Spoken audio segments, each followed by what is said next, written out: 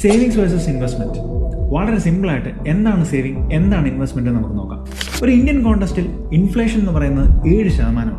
അതുകൊണ്ട് തന്നെ ഇൻഫ്ലേഷന്റെ ബേസിസിൽ നമുക്ക് ഇതിനെ ഡിഫറൻഷിയേറ്റ് ചെയ്യും. 7% താഴെ കിട്ടുന്ന പ്രോഡക്ട്സുകൾ നമ്മൾ ഇൻവെസ്റ്റ് ചെയ്യുകയാണെന്നുണ്ടെങ്കിൽ അത് സേവിങ്സും, 7% മേളിൽ കിട്ടുകയാണെന്നുണ്ടെങ്കിൽ അത് ഇൻവെസ്റ്റ്മെന്റുമാണ്. ഉദാഹരണത്തിൽ FD നമ്മൾ പൈസ കീപ്പ് ചെയ്യുന്നു, അല്ലെങ്കിൽ എൻഡോമെന്റ് പ്ലാന്, പെൻഷൻ പ്ലാൻ ഇങ്ങനെ തുടങ്ങിയതിൽ നമുക്ക് 7% താഴെ റിട്ടേൺ കിട്ടുന്നതിനെല്ലാം നമുക്ക് സേവിങ്സ് ആയിട്ട് കൺസിഡർ ചെയ്യാം.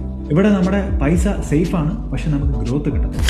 അതേസമയം നമ്മൾ ഇൻവെസ്റ്റ്മെന്റ്സിലേക്ക് പോവുകയാണെന്നുണ്ടെങ്കിൽ നമുക്ക് ഇക്വിറ്റി മ്യൂച്വൽ ഫണ്ട് ആവാം, ബോണ്ടുകളാവാം, റിയൽ എസ്റ്റേറ്റ് ആവാം. ഇവിടെ എല്ലാം 7% മുകളിലാണ് നമുക്ക് റിട്ടേൺ കിട്ടുന്നത്.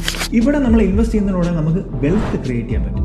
ഇനി നമ്മൾ 1 ലക്ഷം രൂപ നമ്മൾ 6% റിട്ടേൺ കിട്ടുന്ന ഒരു FD ഇൻവെസ്റ്റ് ചെയ്യുന്നുണ്ടെങ്കിൽ അത് 10 വർഷം കൊണ്ട് 1,80,000 രൂപയാവും. അതേസമയം 1 ലക്ഷം രൂപയുടെ എക്സ്പെൻസ് ഇൻഫ്ലേഷനായി 7% കാരണം അത് 1,96,000 രൂപയാവും. ഇനി നമ്മൾ ഇതേ 1 ലക്ഷം 10 വർഷത്തേക്ക് 12% കിട്ടുന്ന ഒരു ഇക്വിറ്റി മ്യൂച്വൽ ഫണ്ടിലാണ് ഇൻവെസ്റ്റ് ചെയ്യുന്നുണ്ടെങ്കിൽ അതിന്റെ വാല്യൂ എന്ന് പറയുന്നത് 3,10,000 രൂപയാണ്. ഇൻഫ്ലേഷൻ അഡ്ജസ്റ്റഡ് ആയിട്ടുള്ള എക്സ്പെൻസും നമ്മുടെ ഇൻവെസ്റ്റ്മെന്റിന്റെ ഗ്രോത്തും തമ്മിലുള്ള വ്യത്യാസമാണ് യഥാർത്ഥ വെൽത്ത്.